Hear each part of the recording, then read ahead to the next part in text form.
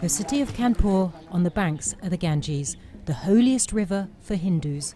From the Himalayas it runs 2,500 kilometres across northern India. Hindus bathe in its water for purification, pray, others simply use it to cool off. But beneath its shimmering surface, this river is highly polluted, a toxic mix of sewage, industrial waste and rubbish. Vijay's worked here for almost 15 years.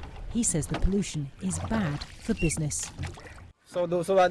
Between 100 and 200 people came to bathe, but then left without going into the water because of the dead fish and the terrible stench.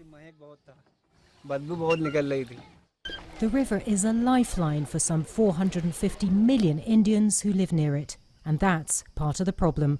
Farmers divert water for irrigation, so water levels are dropping, and people use it as a dustbin.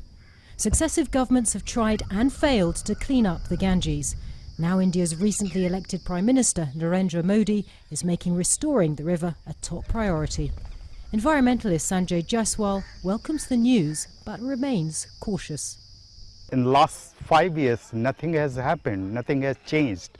So when Modi proclaimed that Ganga would be cleaned, means he publicly stated that at Varanasi, then again a hope has been raised.